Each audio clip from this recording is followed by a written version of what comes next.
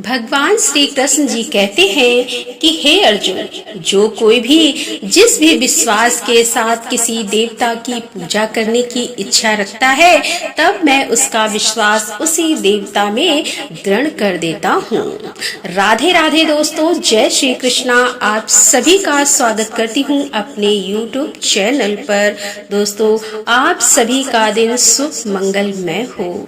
तो आइए सुनते हैं आज की आगे की कथा। श्री ब्रह्मा जी के मुख से गरुड़ तीर्थ और गोवर्धन तीर्थ की महिमाओं का वर्णन सुनने के बाद देव ऋषि नारद ने श्री ब्रह्मा जी से पूछा कि हे पितामह, अन्य तीर्थों का वर्णन भी कीजिए। तब श्री ब्रह्मा जी कहने लगे, नारद, श्वेत तीर्थ तीनों लोकों में विख्यात है। उसके श्रवण मात्र से मनुष्य सभी पापों से मुक्ति पा जाता है। और पूर्व काल में श्वेत नाम के एक ब्राह्मण थे जो महर्षि गौतम के प्रिय सखा थे। वे गोदावरी के तट पर रहकर अतिथियों के स्वागत सत्कार में लगे रहते और मन तथा क्रिया द्वारा भगवान शिव का भजन करते। वे सदा भगवान शिव की पूजा और ध्यान करते रहते थे। शिव के भजन में ही उनकी आयु पूरी हो गई थी।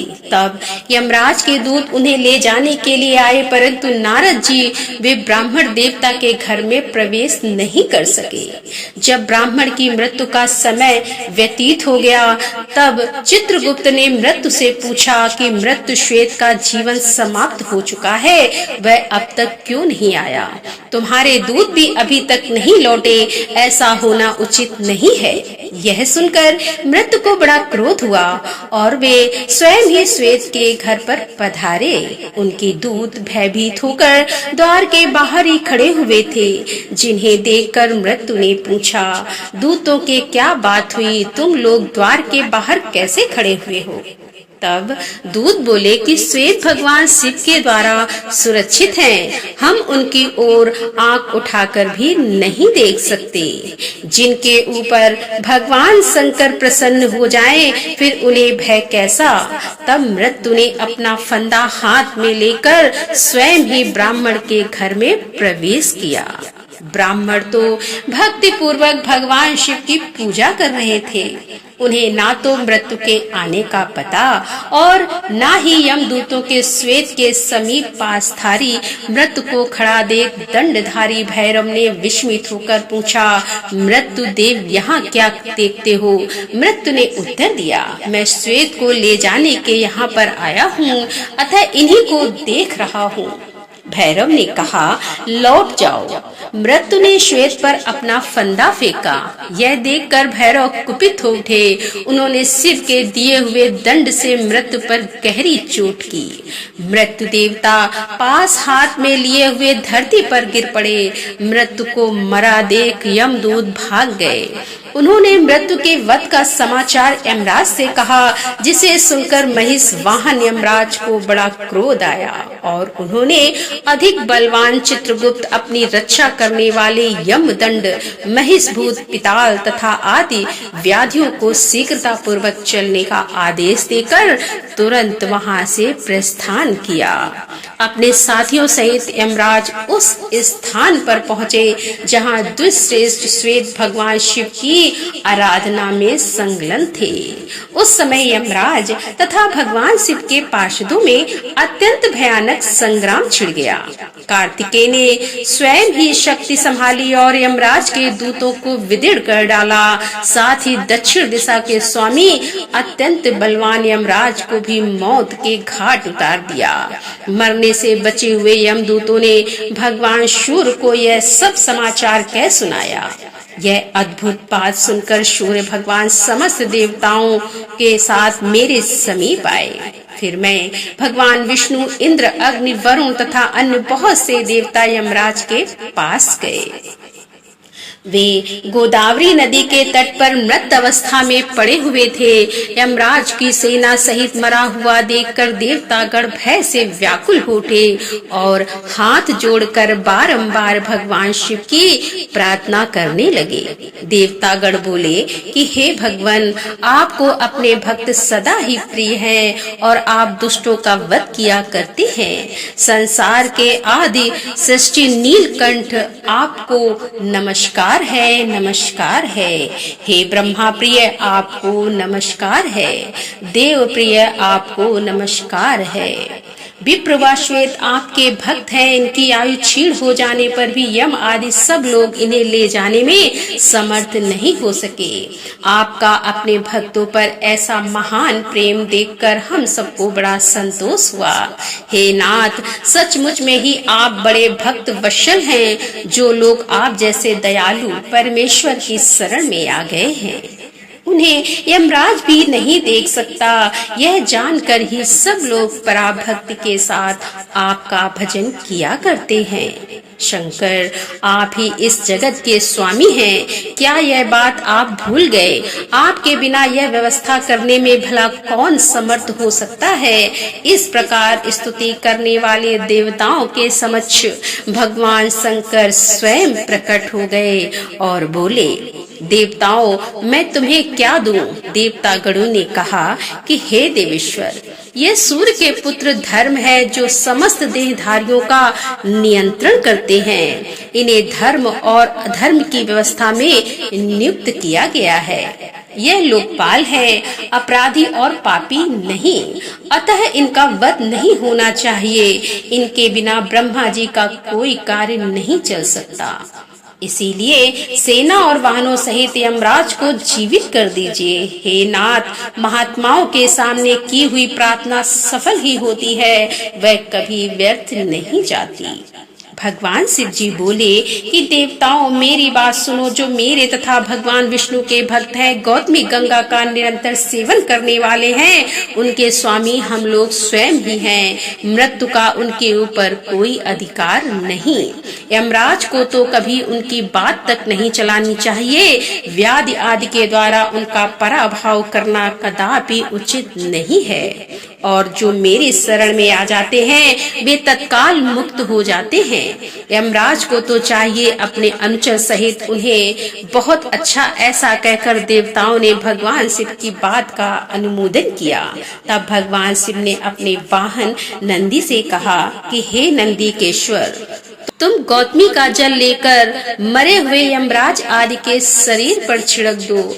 आज्ञा पाकर नंदी ने यम आदि सभी लोगों पर गोदावरी का पावन जल छिड़का, जिससे वे जीवित होकर उठ बैठे और दक्षिण दिशा की ओर चले गए।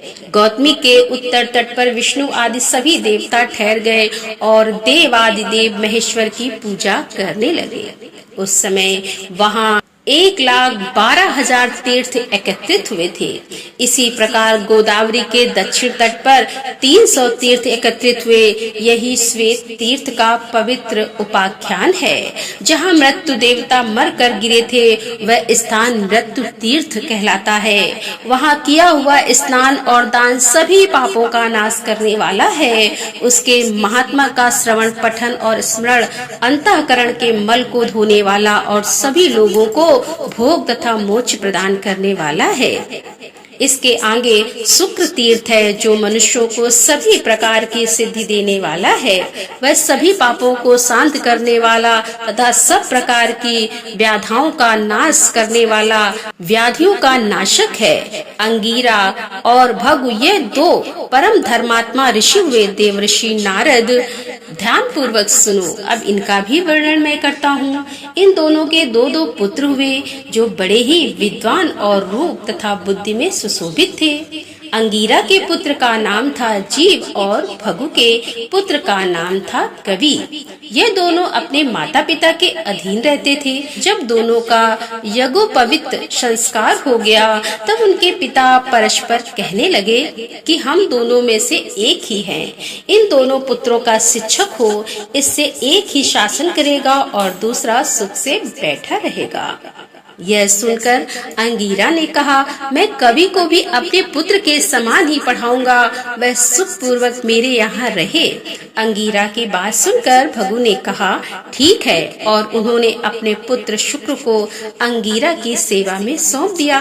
परंतु अंगीरा उन दिनों बालकों में विषम बुद्धि रखते थे, इसीलिए दोनों को पृथक पृथक पढ़ाते थे। बहुत दिनों तक किसी प्रकार यही क्रम चलता रहा। तब एक दिन शुक्र ने कहा कि गुरुदेव, आप मुझे प्रतिदिन विषय भाव से पढ़ाते हैं। गुरुओं के लिए यह उचित नहीं है कि वे पुत्र और शिष्य में भेदभाव समझे।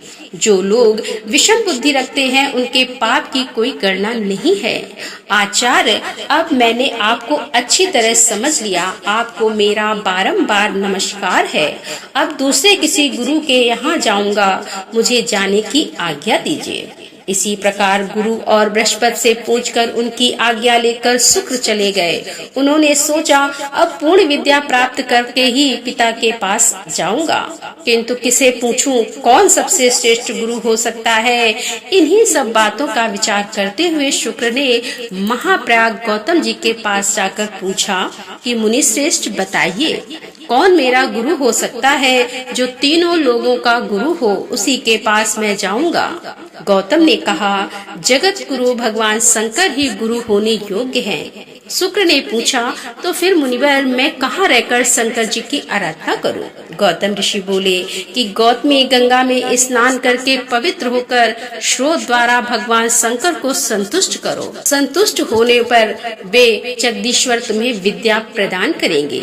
गौतम ऋषि के कहने से शुक्र गोदावरी के तट पर गए और वहां स्नान करके पवित्र होकर भगवान शिव की स्तुति करने लगे। शुक्र बोले कि प्रभु, मैं बालक हूँ, मेरी बुद्धि बालक की ही है और आप बाल चंद्रमा को मस्तक पर धारण करने वाले हैं। मुझे आपकी स्तुति करने का कुछ भी ज्ञान नहीं, केवल आपको नमस्कार करता हूँ। गुरु ने मुझे त्याग दिया, मेरा कोई सुहृद अथवा सखा नहीं है। आप ही सभी प्रकार से मेरे प्रभु हैं।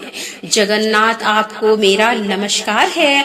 आप गुरु वालों के भी गुरु और बड़ों के भी बड़े हैं। मैं छोटा बच्चा हूँ, मुझ पर आप कृपा कीजिए। हे जगन्मोहे, ही कृपा करके मेरी ओर देखें। लोक साक्षी शिव, आपको मेरा नमस्कार है। शुक्र के इस प्रकार स्तुति करने पर भगवान शंकर प्रसन्न होकर बोले कि वत्स, तुम्हारा कल्याण हो। तुम इच्छा अनुसार वर मांगो, भले ही वह देवताओं के लिए भी दुर्लभ क्यों ना हो। उद्धार बुद्धि कवि ने हाथ जोड़कर कहा, नाथ, ब्रह्मा आदि देवताओं तथा ऋषियों को भी जो विद्या प्राप्त नहीं हुई, उसके लिए मैं याचना करता हूँ। आप ही मेरे गुरु और देवता हैं। ब्रह्मा जी कहते हैं कि शुक्र ने जब इस प्रकार प्रार्थना की, तब देव श्रेष्ठ भगवान शिव ने उन्हें मृत सजीवनी विद्या प्रदान की, जिसका ज्ञान देवताओं को भी नहीं था। साथ ही उन्होंने लौकिक की वैदिक तथा अन्याय विद्या भी दी। जब साक्षात भगवान शंकर ही प्रसन्न हो गए थे, तब बाकी भला क्या रह जाता। वह महाविद्या पाकर शुक्र अपने पिता और गुरु के पास गए। अपनी विद्या से पूजित वे दैत्यों के गुरु किसी समय कुछ कारणवश बृहस्पति के पुत्र कच्छ ने शुक्राचार्य से मृत सजीवनी विद्या प्राप्त की। कच्छ से बृहस्पति ने और बृहस्पति से पृथक पृथक देवताओं ने उस विद्या को ग्रहण किया। गौतमी के उत्तर तट पर जहाँ भगवान महेश्वर की आराधना करके शुक्र ने विद्या प्राप्त की थी, वह स्थान शुक्र तीर्थ कहलाता है। मृत्यु सजीवनी तीर्थ भी उसी का नाम है। वह आयु और आरोग्य की वृद्धि करने वाला है। वह स्नान, दान आदि जो कुछ भी शुभ कर्म किया जाता है, वह अच्छे पुण्य देने वाला होता है। शुक्र तीर्थ के बाद इंद्र तीर्थ है। हे नारद, वह ब्रह्मा हत्या का विनाश करने वाला होता है। उसके स्मरण मात्र से पाप राशि तथा क्लेश समुदाय का नाश हो जाता है। नारद, पूर्व काल की बात है, जब देवराज इंद्र ने वृत्तासुर का वध किया, तब ब्रह्म हत्या भी उनके पीछे लग गई। इसे देखकर इंद्र को बड़ा आश्चर्य हुआ। वे इधर उधर भागने लगे, किंतु जहाँ तहाँ वे जाते, ब्रह्म हत्या उनका पीछा नहीं छोड़ती थी।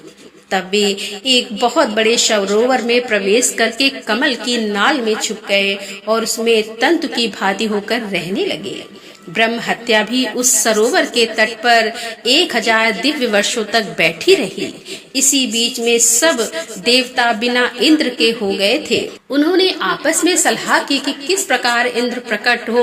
उस समय मैंने देवताओं से कहा कि ब्रह्म हत्या के लिए दूसरा स्थान दे दिया जाए और इंद्र को शुद्ध करने के लिए गोदावरी नदी में नहलाया जाए। इसमें स्नान करने से इंद्र पुनः शुद्ध हो जाएंगे। इंद्र का प्रथम अभिषेक नर्मदा नदी के तट पर हुआ। वहां उनके पाप का मल का शोधन होने के कारण उस देश का नाम मालव पड़ गया। तत्पश्चात वे गौतमी गंगा के तट पर लाए गए। वहां पुण्य नदी के जल में गौतमी का जल लाकर उसी से समस्त देवता, ऋषि, मैं विष्णु, वशिष्ठ, गौतम, अगस्त, अत्रि, कश्यप, अन्याय ऋषि तथा यक्ष और पनंग ने इंद्र का अभिषेक किया। फिर मैंने उन्हें अपने कमंडल के जल से भी अभिषेक किया। इस प्रकार वहां पुण्या और सित्ता 2 नदियां हो गईं और वे दोनों गौतमी गंगा में जाकर मिली। उन दोनों के संगम मुनियों द्वारा सेवित विख्यात तीर्थ हो गए। तब से उस तीर्थ को पुण्या संगम कहते हैं और सित्ता संगम का ही नाम इंद्र तीर्थ हो गया। वहां 7000 मंगलमय तीर्थ निवास करने लगे। उन तीर्थों में तथा विशेषता संगम के जल में जो स्नान किया जाता है वह सब अच्छा जानना चाहिए। इसमें अन्यथा विचार करने की कोई भी आवश्यकता नहीं है। जो इस पवित्र उपाख्यान को पढ़ता अथवा सुनता है वह मन, वाणी, शरीर और क्रिया द्वारा होने वाले समस्त पापों से मुक्त हो जाता है। तो दोस्तों, आज के अध्याय में बस इतना ही। इसके आगे की कथा लेकर हम आपके सामने फिर उपस्थित होंगे। तब तक के लिए राधे राधे, जय श्री कृष्णा, हर हर महादेव, जय भोलेनाथ की।